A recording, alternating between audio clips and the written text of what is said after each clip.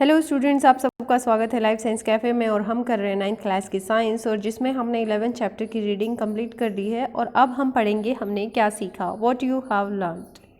Work done on an object is defined as the magnitude of the force multiplied by the distance covered by the object in a direction of the applied force. The unit of work is joule, और 1 joule is equal to 1 newton into 1 metre. ये बिल्कुल clear है कि जो work होता है वो तभी होता है जब हम फोर्स उस पर अप्लाई करते हैं तो वो जो ऑब्जेक्ट को डिस्टेंस कवर करने के लिए मजबूर कर दे। आप ये समझ लो कि जब हम फोर्स अप्लाई करते हैं तो उसकी कुछ डिस्टेंस कवर होती है, और वो डिस्टेंस उसी डायरेक्शन में कवर होती है जिस डायरेक्शन में हमने फोर्स अप्लाई किया है, तो वर्क काम किया हुआ माना जाता है। जो यूनिट है वर्क डन की वो 1 जूल है। 1 joule is equal to 1 newton into 1 metre.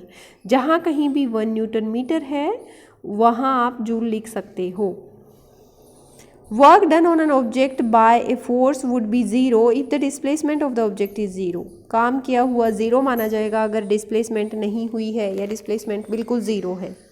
Object having capability to do work is said to possess energy. जिसके अंदर काम करने की ताकत है उसे कह सकते हैं कि उसके पास एनर्जी है। Energy has same unit as that of the work. जो वर्क की यूनिट होती है वही एनर्जी की होती है। An object in motion possess what is known as kinetic energy of the object. कोई भी ऑब्जेक्ट जो मोशन में है वो उसकी काइनेटिक एनर्जी कहलाती है।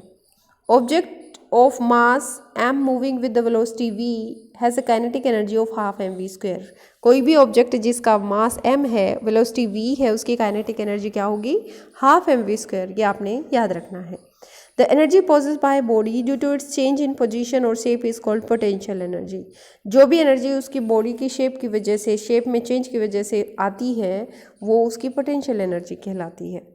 The gravitational potential energy of an object of mass m raised through a height of h from the earth's surface is given by mgh। अगर हम किसी ऑब्जेक्ट को अर्थ के सरफेस से किसी हाइट पे लेकर जाते हैं तो उसमें वर्क डन क्या होता है? mgh। ठीक है। According to the law of conservation of energy, energy can only be transformed from one form to another. It can neither be created nor destroyed. The total energy before and after the transformation always remains constant। जो law है हमारा conservation of energy का, वो क्या होता है कि उसमें एनर्जी ना तो बनाई जाती है ना ही बिगाड़ी जाती है। ये एक फॉर्म से दूसरी फॉर्म में जाती है, और जो एनर्जी होती है रिएक्शन ट्रांसफॉर्मेशन से पहले और ट्रांसफॉर्मेशन के बाद वो हमेशा कांस्टेंट रहती है। Energy exist in nature in several forms. जो नेचर में एनर्जी होती है वो कई फॉर्म में होती है, जैसे काइनेटिक एनर्जी है, पोटेंशियल एनर्जी है, हीट एनर्जी है, केमिकल एनर्जी है। Sum of the kinetic and potential energy of an object is called mechanical energy. अब आपको मैकेनिकल एनर्जी का भी पता होना चाहिए कि जो पोटेंशियल एनर्जी और काइनेटिक एनर्जी का जोड़ है या प्लस है वो मैकेनिकल एनर्जी कहलाती है। पावर क्या है? रेट ऑफ डूइंग वर्क जो है वो पावर है। ऐसा यूनिट है पावर की joules per second. The energy used in 1 hour at the rate of 1 kilowatt is called 1 kilowatt hour. जो एक घंटे में जितना काम हुआ होता है उसको किलोवाट से डिनोट करते हैं और किलोवाट आवर से। ये है हमारी एक्सरसाइज। अगर आपको लगता है कि एक्सरसाइज भी आज ही करवा दूँ तो प्लीज़ कमेंट बॉक्स में जाके करें कमेंट, और मुझे बताएं कि आप अगर एक यूनिट के मतलब एक चैप्टर के नोट्स एक साथ चाहिए या मैं उन्हें पार्ट्स में डिवाइड करके आपको बताऊं किस तरह से करना है। ठीक है।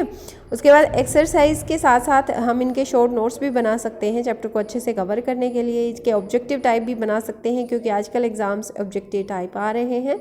तो इन क्वेश्चंस के बेस पे और जो हमने स्टडी की है चैप्टर की उसी के बेस पे हम इसके शॉर्ट नोट बनाएंगे। तब तक के लिए आप इस चैप्टर की रीडिंग कीजिए और एक्सरसाइज को जो आपके स्कूल से टीचर्स ने भेजी है उसके हिसाब से इसे पढ़ने की कोशिश कीजिए। अगर आपको फिर भी मुश्किल लगता है तो कमेंट बॉक्स में बताएं कि आपको किस तरह से पढ़ाया जाए कि समझ में आ जाए। ठीक है। अच्छे से पढ़ो, आगे बढ़ो, पढ़ते रहिए, आगे बढ़ते रहिए। पढ़ाई ही सब कुछ है दुनिया में और कुछ भी सच नहीं है। धन्यवाद लाइफ साइंस को देखने के लिए।